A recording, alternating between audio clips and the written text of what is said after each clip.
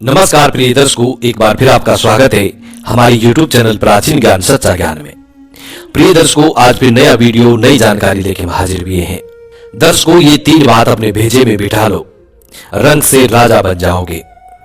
आज की जो हमारी कहानी है, आज का जो हमारा प्रसंग है, एक कपोतक पक्षी की बड़ी प्यारी कहानी है, ज्ञानवर्धक कहानी है। प्रिय दर्शकों, इस कहानी को पूरा सुने। ये कहानी बड़ी मोटिवेशनल कहानी है।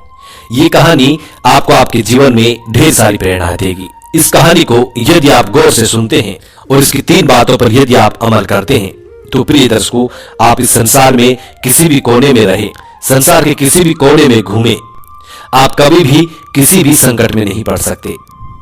ये कहानी आपको आपके जीवन में ढेर सारी प्रेरणा देगी।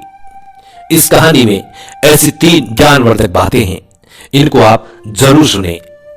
कहानी शुरू करने से पहले जो लोग हमसे नए जुड़े हैं वो हमारे चैनल को सब्सक्राइब करें, बेल आइकन ऑन करें, अच्छे कमेंट किया करें, ताकि हर आने वाले वीडियो का नोटिफिकेशन सबसे पहले आपको मिले और आप उसका फायदा उठा सकें। प्रिय दर्शकों, हमारे इस चैनल में हम रोज नई ज्ञानवर्धक कहानियां नई चर्चा लेके आते रहते हैं। शुरू करते हैं प्रिय दर्शकों आज की प्यारी सी कहानी, ये प्यारा सा वीडियो। एक जंगल में 2 कपोतक पक्षी रहते थे। बारिश का मौसम था, झिरमिर बारिश बरस रही थी। तब दोनों कपोतक पक्षी एक वट वृक्ष के खोखले में जाके बैठ जाते हैं। दोनों वट वृक्ष के खोखले में बैठ जाते हैं और बारिश मूसलाधार बरसने लगती है। तभी उनके पास एक तीसरा कपोतक पक्षी उड़ता हुआ और भीगता हुआ आता है और उनसे कहता है कि थोड़ी जगह मुझे भी दे दीजिए, मैं बारिश में भीग रहा हूं। लेकिन उस वट वृक्ष के खोखले में इतनी पर्याप्त जगह नहीं थी कि 3 पक्षी आ सके, क्योंकि दोनों पहले बैठे हुए थे, क्योंकि इतनी पर्याप्त जगह थी जिसमें दोनों बैठे हुए थे। अब वो तीसरा पक्षी उड़ता हुआ भीगता हुआ आता है और उनसे जिद करने लगता है और उनसे कहता है कि आप मुझे थोड़ी जगह दे दीजिए, मेरी सहायता कीजिए। जब दोनों पक्षी जो पहले से बैठे हुए थे वो इनकार कर देते हैं, वो कहते हैं कि यहाँ पे इतनी पर्याप्त जगह नहीं है जो हम आपको बिठा सकें। तब वो भीगता हुआ पक्षी कहता है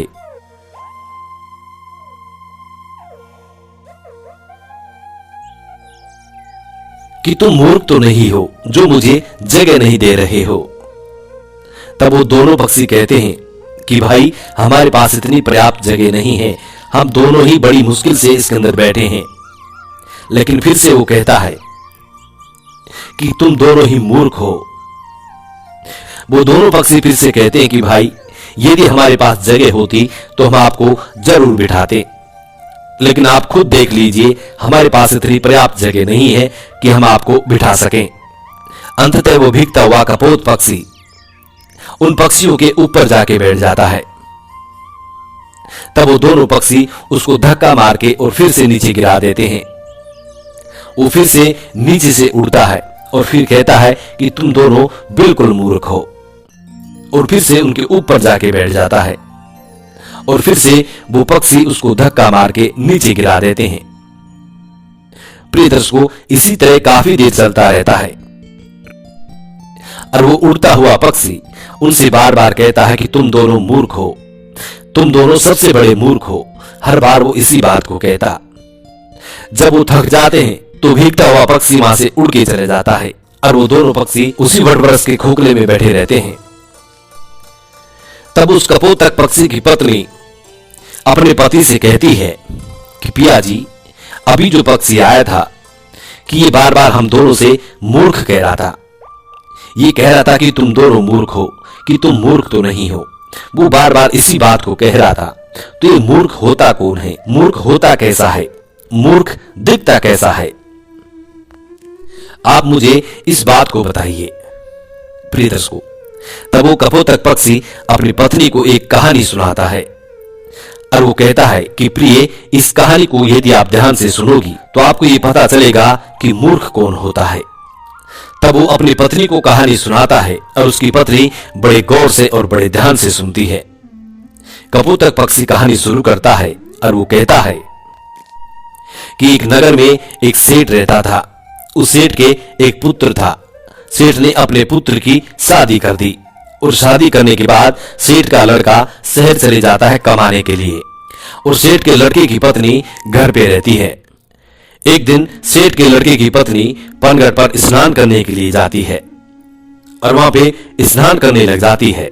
तभी उसके पास में 3 राह चलने वाले व्यक्ति आते हैं और सेठ के लड़के की पत्नी से कहते हैं कि भाई हम बड़ी दूर से आए हैं और हमें बहुत तगड़ी प्यास लग रही है, इसलिए आप थोड़ा हमें जल पिला दीजिए। प्रिय दर्शकों, उस वक्त सेठ के लड़के की पत्नी के बदन पर इतने कपड़े नहीं थे क्योंकि वो स्नान कर रही थी। उसी वक्त तीनों राह चलने वाले व्यक्ति आ जाते हैं और उनमें से एक व्यक्ति कहता है कि हमें पानी पिला दीजिए। इस बात को कपोतक अपनी पत्नी से कह रहा है और कपोतक की पत्नी बड़े गौर से और बड़े ध्यान से सुन रही है। कपोतक आगे कहता है कि वो सेठ की पत्नी उन लोगों से कहती है कि भाई तुम कौन हो।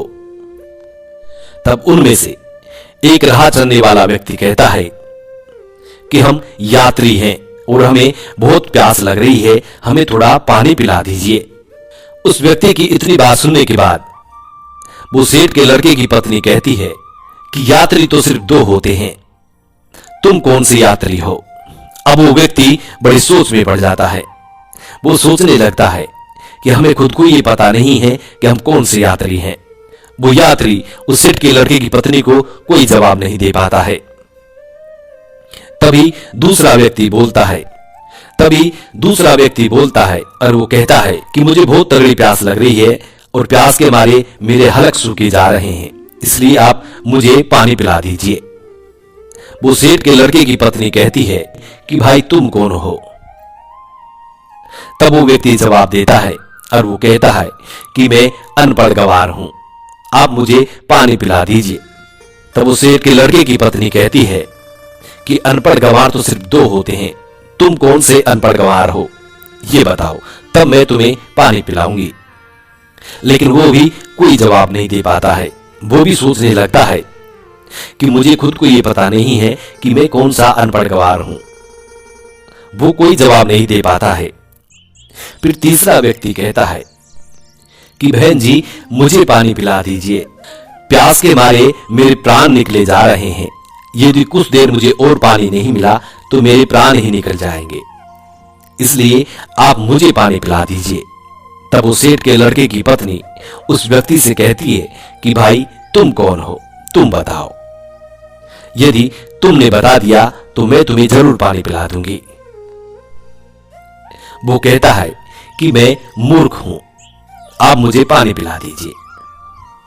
अब सेठ के लड़के की पत्नी कहती है कि इस संसार में 2 प्रकार के मूर्ख होते हैं, तुम कौन से मूर्ख हो। प्रिय दर्शकों, अब वो भी इस सवाल का कोई जवाब नहीं दे पाता है। वो भी बड़े सोच में पड़ जाता है कि मुझको खुद को पता नहीं है कि मैं कौन सा मूर्ख हूं। उसको कुछ सूझती नहीं है, कुछ आता नहीं है, कुछ जाता नहीं है। वो कोई जवाब नहीं दे पाता है। इस कहानी को कपोतक अपनी पत्नी से कह रहा है और उसकी पत्नी बड़े ध्यान से और गौर से सुन रही है। आगे कपोतक पक्षी कहता है कि वो तीनों व्यक्ति प्यासे ही पनघट से जाने लगते हैं। जब वो वहां से रवाना होते हैं तो सेठ के लड़के की पत्नी उनसे कहती है कि भाई आप मेरे घर चलिए, यहां से कुछ ही दूरी पर इसी रास्ते पे मेरा घर है, वहां मैं आपको जरूर पानी पिला दूंगी। प्रिय दर्शकों, वो तीनों यात्री उस सेठ के लड़के के घर आ जाते हैं और सेठ के लड़के की पत्नी स्नान करके और कपड़े पहनकर अपने घर आ जाती है। जैसे ही वो तीनों व्यक्ति उस सेठ के घर पहुंचते हैं और साथ में सेठ के लड़के की पत्नी भी घर पहुंचती है, तभी उसके ससुर की नजर अपनी बहू पे पड़ जाती है। तब उसका ससुर सोचने लगता है कि मेरी बहू किन मर्दों के साथ घूम रही है, इसका पति विदेश गया हुआ है, इसका पति बाहर गया हुआ है कमाने के लिए और ये पराये मर्दों के साथ घूम रही है। इसी बात को वो सोचने लगता है। उधर सेठ के लड़के की पत्नी उन राहगीरों को अपने घर ले जाकर उनको पानी पिलाती है और तीनों को पानी पिलाकर वहां से भेज देती है और उनसे कहती है कि भाई कि मैंने तुम्हें पनघट पे पानी इसलिए नहीं पिलाया क्योंकि मैं स्नान कर रही थी और मेरे बदन पर इतने पर्याप्त कपड़े नहीं थे जो मैं तुम लोगों के समक्ष खड़ी हो सकूं। इसलिए मैंने तुम लोगों से इतने कठिन सवाल पूछे हैं। मेरा ऐसा कोई मतलब नहीं था कि मैं तुम लोगों को पानी ना पिलाऊं। इसलिए मैं तुम लोगों को अपने घर पे लेके आई हूं और यहां पर तुमको पानी पिला के भेज रही हूं। अब आप बड़े प्यार से पानी पीजिए और अपने राह चल दीजिए। तीनों राहगीर पानी पीकर वहां से चले जाते हैं। प्रिय दर्शकों, उधर सेठ के लड़के की पत्नी का ससुर सोचने लगता है कि मेरी बहू बदचलन है। मेरा लड़का बाहर काम करता है और ये पराये मर्दों के साथ घूमती है, पराये मर्दों को अपने घर पे लेके आती है, मेरे घर पे लेके आती है। यही सोचकर वो दुखी होता है। अब वो सोचने लगता है कि यदि किसी व्यक्ति में बीमारी आ जाए तो उसका उपचार जरूरी होता है। यदि उसका उपचार नहीं किया जाए तो वो बीमारी उसके रूम रूम में रम जाती है और बाद में बड़ा मुश्किल होता है। इसी बात को सोचकर वो सोचने लगता है कि अब मेरी बहू का क्या इलाज किया जाए। ये भी बदचलन हो गई है, बदमाश हो गई है, पराये मर्दों के संग घूमती है और इसका पति बाहर रहता है, इसलिए ये बिगड़ चुकी है। अब इसका इलाज किया जाए तो क्या किया जाए। अब वो सोचने लगता है कि क्यों न मैं इसका फैसला राजा से करवाऊं। तो प्रिय दर्शकों, इसी बात को सोचकर उस महिला का ससुर राजा के दरबार में पहुंच जाता है और राजा को ये सारी घटना सुना देता है। तभी राजा अपने सैनिकों को आदेश देता है कि जाओ, सेठ के लड़के की बहू को तुरंत दरबार में हाजिर किया जाए। प्रिय दर्शकों, इस बात को कपोतक पक्षी अपनी पत्नी से कह रहा है और उनकी पत्नी बड़े ध्यान से और बड़े गौर से सुन रही है। तभी राजा के सैनिक सेठ के लड़के की पत्नी के पास आते हैं और उनसे कहते हैं कि तुम्हें महाराज ने दरबार में हाजिर होने का हुक्म दिया है और तुम दरबार में चलो। तभी सेठ के लड़के की पत्नी कहती है कि भाई, आप सबसे पहले अपने राजा से ये पूछ करके आइए कि उन्होंने मुझे किस रूप में बुलाया है, बेटी के रूप में बुलाया है या बहू के रूप में बुलाया है या मां के रूप में बुलाया है, किस रूप में उसने मुझे दरबार में बुलाया है। तभी सैनिक वापिस राजा के पास में जाते हैं और राजा से कहते हैं कि महाराज, सेठ के लड़के की पत्नी ने यह कहकर वापिस भेजा है कि आपने उसे किस रूप में बुलाया है, बेटी के रूप में बुलाया है या बहू के रूप में बुलाया है या फिर मां के रूप में बुलाया है। तभी राजा बड़ा सोच में पड़ जाता है कि अब मैं बुलाऊं तो किस रूप में बुलाऊं।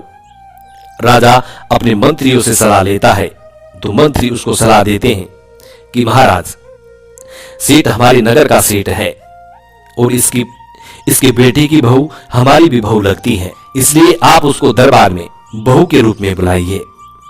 तभी राजा अपने सैनिकों को आदेश देता है और कहता है कि पालकी लेके जाओ और बहू के रूप में उसको लेके आओ।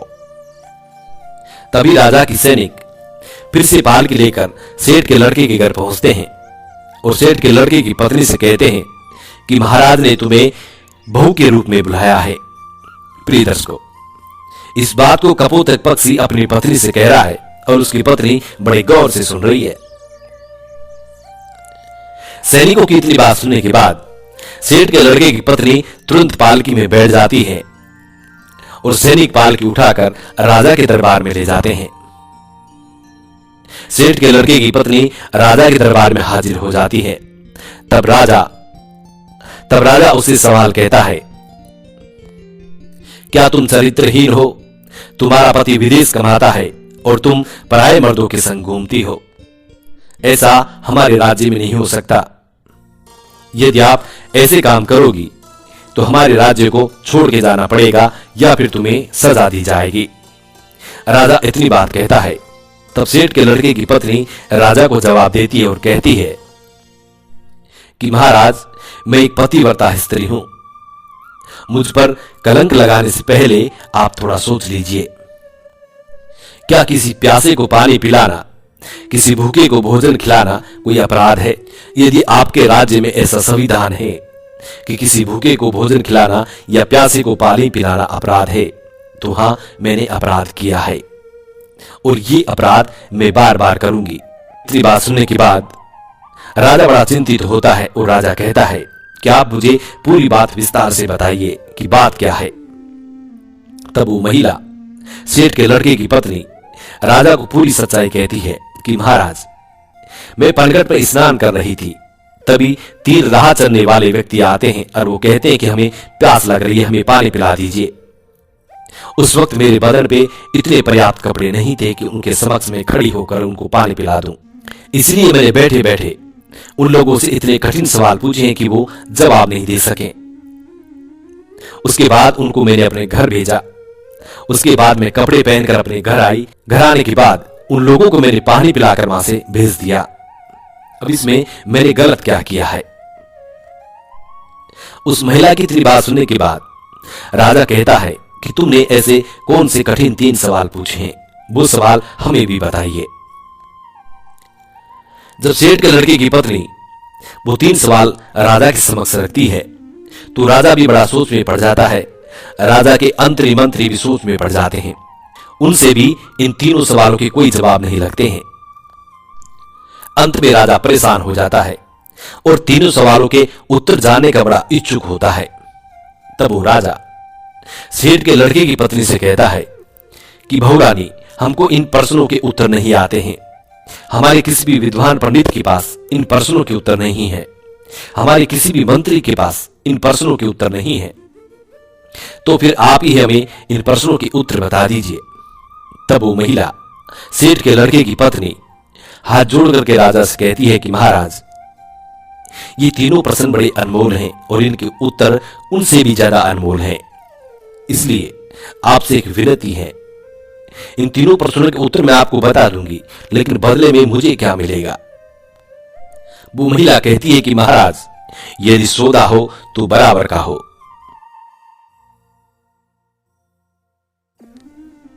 यदि बराबर का। वो महिला, सेठ के लड़के की पत्नी, बड़ी चतुराई से अपने दिमाग का इस्तेमाल करती है। तभी राजा बड़ी सोच में पड़ जाता है और अंततः राजा परेशान हो जाता है। सोचने लगता है कि तीनों प्रश्न बड़े अनमोल हैं और इन तीनों प्रश्नों का उत्तर भी बड़ा अनमोल है। इनको जानना बहुत जरूरी है। यही सोचकर राजा कहता है, प्रिय दर्शकों, कहते हैं ना कि जो राजा मूर्ख हो उसको कोई भी लूट सकता है।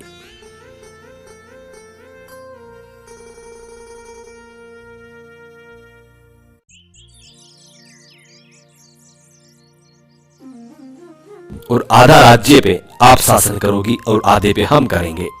ठीक है, आप आपके तीनों अनमोल प्रश्नों के उत्तर हमें बता दीजिए। प्रिय दर्शकों, सेठ के लड़के की पत्नी वो पूरी लिखावट करवाती है, आधा राज्य अपने कब्जे में लेती है और फिर उन तीनों प्रश्नों के उत्तर बताती है और वो कहती है कि महाराज, अब गौर से सुनो तीनों प्रश्नों के उत्तर। पहला प्रश्न, यात्री संसार में 2 ही हैं। अब 2 यात्री कौन कौन से हैं? कि महाराज, पहला सूर्य, दूसरा चंद्रमा, जो रात दिन चलते रहते हैं और संसार में भ्रमण करते रहते हैं और संसार को रोशन करते रहते हैं। यही 2 यात्री हैं, सूर्य और चंद्रमा। पहला सवाल कि महाराज, अनपढ़ और गंवार 2 चीज है, वो है अन्न और पानी, जो हर किसी के साथ में रहते हैं। विद्वान लोगों के साथ में भी रहते हैं और मूर्ख से मूर्ख इंसान के साथ में भी रहते हैं। उनका लालन पालन करते रहते हैं। यही सबसे अनपढ़ और गंवार है, जो अज्ञानी को भी वही स्वाद देते हैं और विद्वान को भी वही स्वाद देते हैं। तीसरा सवाल, मूर्ख। मूर्ख भी 2 प्रकार के होते हैं। पहला मूर्ख, जो मेरा ससुर है, जो अपने घर की बात को एक दूसरे से आके कहता है, जो अपने घर की बात को दूसरे से कहता है, वही सबसे बड़ा मूर्ख होता है। यदि मेरे ससुर ने इस बात को मुझसे आकर पूछा होता तो इनको वहीं पे मैं पूरी सच्चाई बता देती। मेरे घर की इज्जत नीलाम नहीं होती। मेरे घर की इज्जत इस तरह बड़े दरबार में उछाली नहीं जाती। मेरे घर की बदनामी नहीं होती। इसलिए सबसे पहले बड़े मूर्ख मेरे ससुर हैं। तब राजा कहता है कि दूसरा कौन है? तब वो महिला कहती है कि महाराज, दूसरे सबसे बड़े मूर्ख आप हैं। एक वो राजा होता है जो बिगर सोचे समझे कुछ भी फैसला ले ले, वही सबसे बड़ा मूर्ख होता है। इसलिए दूसरे सबसे बड़े मूर्ख आप हैं। आप भी एक ऐसे मूर्ख हैं जो मेरे 3 सवालों के बदले में मुझे आधा राज्य दे दिया, तो आप भी सबसे बड़े मूर्ख हैं। प्रिय दर्शकों, अब राजा को गुस्सा बहुत आता है, लेकिन वो कुछ नहीं कर सकता, क्योंकि अब वो भी महारानी है, आधे राज्य की महारानी है, आधी सेना उसकी है, आधा राज्य उसका है। अब वो राजा कुछ नहीं कर सकता था। प्रिय दर्शकों, इस तरीके से अपने दिमाग का सदुपयोग करते हुए उस सेठ के लड़के की पत्नी एक महारानी बन जाती है। तब कपोतक पक्षी अपनी पत्नी से कहता है कि प्रिय, सबसे बड़ा मूर्ख वही होता है जो अपने घर की बात को बाहर निकाल दे, अपने घर की बात को अन्य लोगों से कहे, अपने घर की बात को एक दूसरे से कहता रहे, अपने घर की बात को अपने घर में ना रखें, वही सबसे बड़ा मूर्ख होता है। और दूसरा मूर्ख वो होता है जो किसी के कहने पर भी अपना सब कुछ लुटा दे। ये 2 प्रकार के ऐसे मूर्ख होते हैं, इनका कुछ नहीं हो सकता। तब कबूतर की पत्नी के ये बात समझ में आती है कि संसार में मूर्ख कौन होता है। इसलिए कहते हैं कि अपने दिमाग का सही समय आने पर जो बंदा सही उपयोग करता है वो अपने जीवन में हमेशा कामयाबी पाता है। इसीलिए प्रिय दर्शकों, हमेशा अपने दिमाग को सही जगह और सही निशाना लगा करके चलाइए, आप कभी भी फेल नहीं हो सकते। जो लोग अपने दिमाग का सही सदुपयोग नहीं करते हैं वो लोग हमेशा पीछे रहते हैं, और एक दिन ऐसा आता है कि उनका पतन हो जाता है। इसलिए अपने दिमाग का, अपनी बुद्धि का सही उपयोग करें। हम उम्मीद करते हैं प्रिय दर्शकों कि इस कहानी से आप ढेर सारी प्रेरणाएं लेंगे और आप अपने जीवन में मिलते हैं प्रिय दर्शकों आने वाले नेक्स्ट वीडियो में। तब तक के लिए नमस्कार, धन्यवाद।